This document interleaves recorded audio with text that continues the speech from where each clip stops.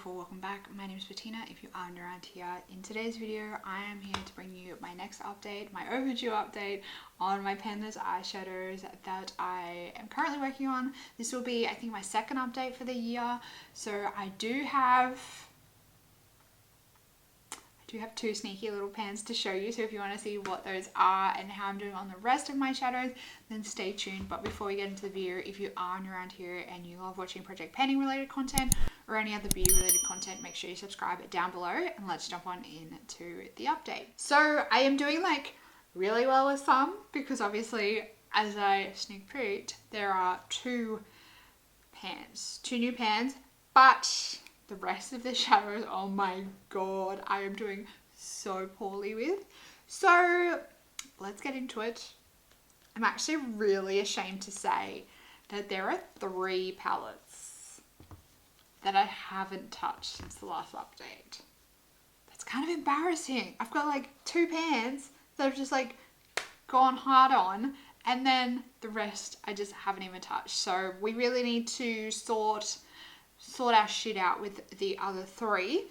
But I am going to bring up my Penless Eyeshadows prompts. So for those of you that aren't around here, I have like multiple goals and ambitions and dreams with this project. So I am currently working on a spreadsheet of prompts that was created by Makeup by Lainey. It is a spreadsheet of 100 prompts. I work on 5 shadows at a time, and I just do like a random draw from the spreadsheet, and then I go hunting in my collection for a shadow that matches the prompt that I drew from that spreadsheet. My other goal that I'm currently working on, and that is like a whole ass global goal with my whole entire eyeshadow palette collection. I'm trying to work my way towards hitting a pan in every single palette that I have in my collection. Maybe we should like go through my percentages one day. I don't have the bandwidth to do that today, but if you want to see like my pan percentage when it comes to eyeshadows and like whatnot with the collection, let me know down in the comments, and I guess I can figure something out. But let me know if that's something that you would be interested in seeing.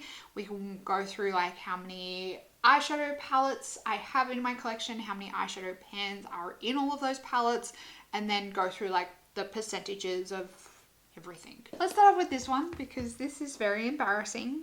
I haven't even touched this at all since the intro, and I'm very embarrassed to say that.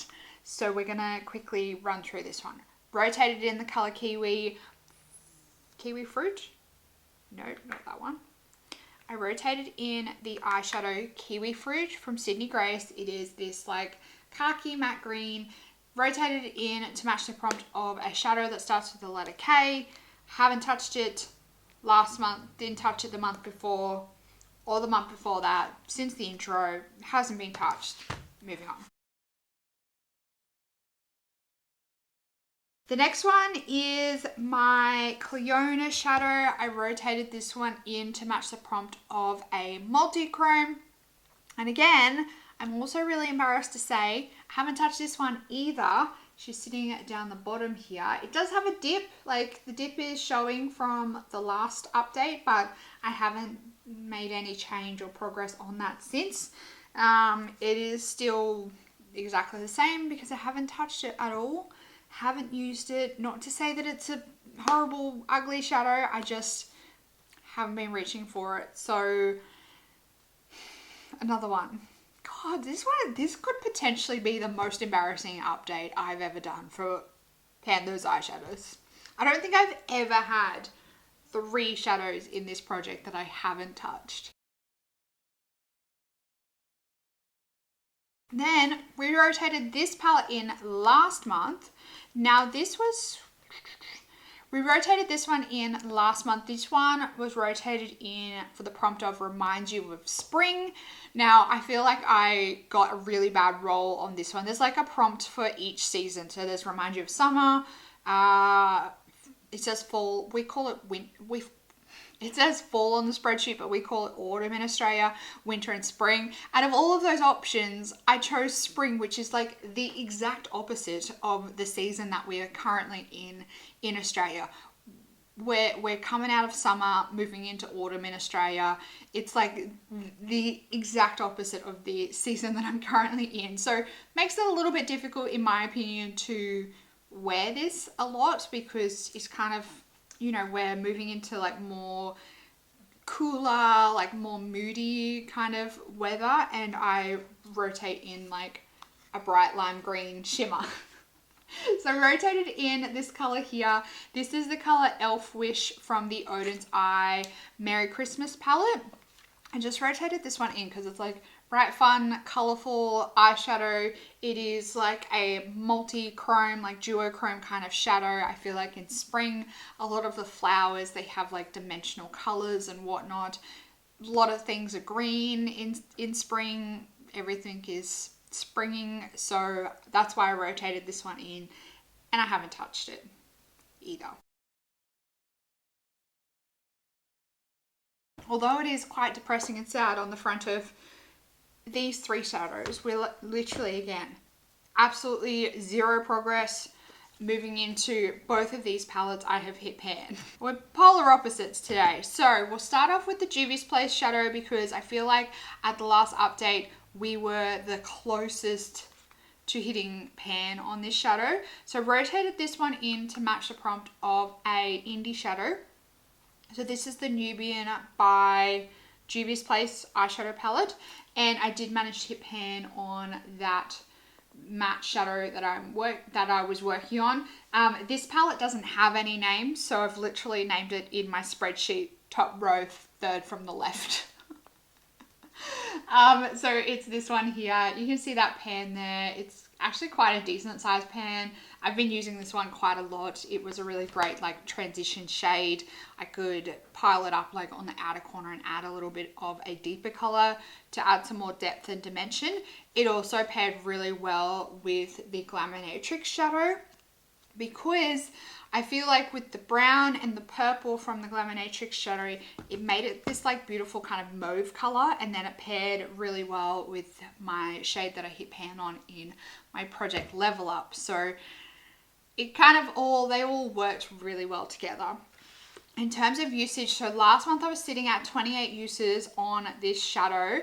I used it an additional 7 times, being a total of 35 uses, and that was when I was able to hit pan, and I did expand the pan a little bit extra as well. As you can see there, I think it's a pretty decent sized pan. I'm really happy with the size pan that I managed to get on that one, and I found this one a really easy, versatile shadow to use.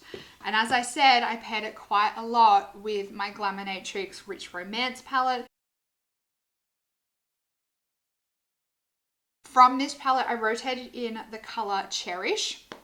Now, I believe this one was to match a prompt of like my favorite shadow, or a shadow from my favorite palette, Glaminatrix. They just have like one of the best formulas. So I rotated in the Rich Romance palette, I rotated in the color Cherish, and I have managed to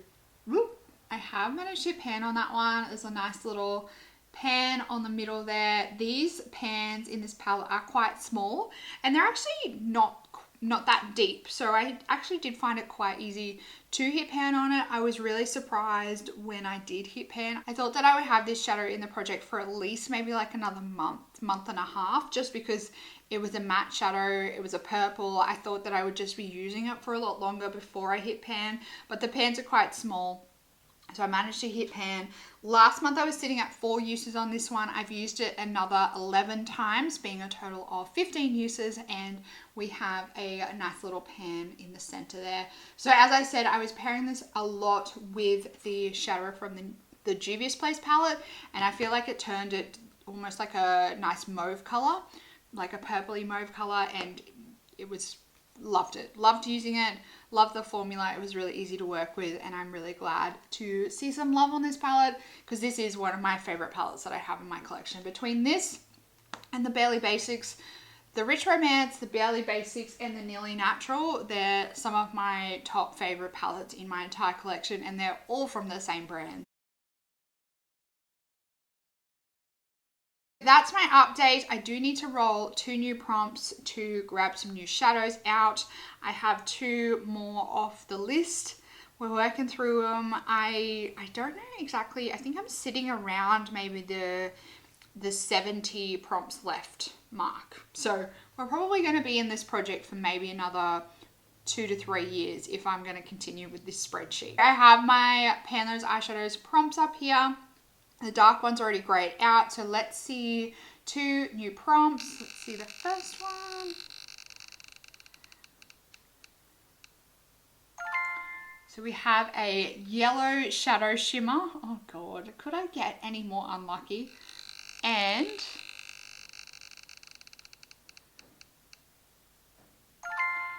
we have a shadow that starts with the letter G. Okay. I need to go hunting in my collection to find those. It might be a while because I feel like a yellow shimmer, probably hard to come by. So I'm going to go see what I can find in my collection and I'll be back in a second. I don't feel like this is going to be a cohesive color story at all, but we're just going to continue to work through it. I think for my shadow that starts with the letter G, I would really like to grab something that's potentially a little bit more wearable, just to give me a shadow that I can work on regularly, because the rest at the moment are like difficult shadows to wear regularly.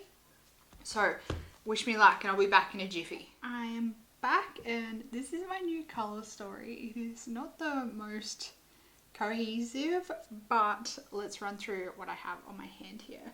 So at the top here we have Elf's Wish from the Odin's Eye palette. That's the Merry Christmas palette from Odin's Eye. The next one down is the Cleona Multichrome, so that is Bloodline from Cleona.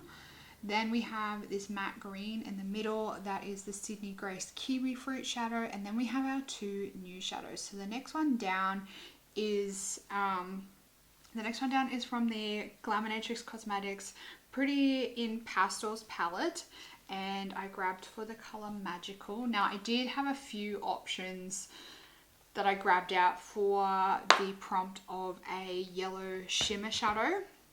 I decided to go for this one because I just feel like it was the most yellow. I had a lot that were leading very gold, and there was also a lot that were kind of like that gold green yellow, and then there were some that were just like real iridescent yellow shadows. I decided to go for this one because I feel like it did give off the most yellow out of all of them, and when you look at the palette in itself you can very much tell that it is like a yellow line. It's a yellow shadow. So that's the one that I went for with that. And then for my prompt of a shadow that starts with the letter G, I grabbed out actually 2 of my Kaleidos Futurism palettes. So this one here, the print's like all written off, but it is the Futurism 1 Sci-Fi Green. And then I also have the Futurism 7 Sashimi City palette. I was going to go for the Sci-Fi Green because I really enjoy this palette and every time I wear it I get beautiful looks out of it. I was actually going to grab for the color Glamora, which is this one in the middle here, but I just feel like it's too similar to the one from the Odin's Eye palette, and also it's kind of giving a little bit of, you know, the yellow, because it is that kind of olivey goldy green color. So I opted to go for something a little bit more boring, just because I didn't want same. So I grabbed for the color from the Sashimi City palette, and Gourmet is actually probably one of the most boring shades in this palette, but it is this one here, and when swatched it comes out kind of like this, you know, orangey mid-tone crease color. It's like a orange leaning like skin tone color, if that makes sense. So this is the color story. I grabbed for these 2 because I do feel like maybe I could get a little bit more wear out of them, and I could potentially play with using these with the matte green and also this like shimmery duochromy green, and then also I think that they would pair well with the Cleona as well. So a little bit of method in my madness. It was very hard to find the shadows. I will say that I am quickly learning that I think the ones with the letters are probably my least favorite prompts to try and find a shadow for, just because it takes me so long to just find a prompt matching that letter. It's just difficult to find for some reason, and I don't love you know, having to open every single palette just to find the name of the shadow. I prefer to just like be guided by the colors and pick from that and what will work well with the color story, as opposed to a specific letter. So that is my new color story. We have all 5 of our new palettes to work with. I'm actually a little bit excited by the pastel palette, actually, because I don't love this palette. It's not my favorite Glaminatrix palette. It's actually probably one of my least favorite Glaminatrix palettes. So having it rotated in, it kind of forces me to give it a second chance and have another play with it. So I'm excited by that idea, and let's see how I go with my new color story. Wish me luck. If you have any look ideas that jump out at you with this color story, I know it's a bit of a mishmash color story, but if you've got any ideas for me, please let me know down in the comments what those ideas are for looks using this color story. I would love to know. If you did enjoy this video, make sure you give it a big thumbs up. Make sure you subscribe down below so you keep up to date on all my Project Pan updates that I am regularly filming. That's it for this video, beautiful. I hope you're having an absolutely fantastic day, and I'll see you in the next one. Goodbye, beautiful.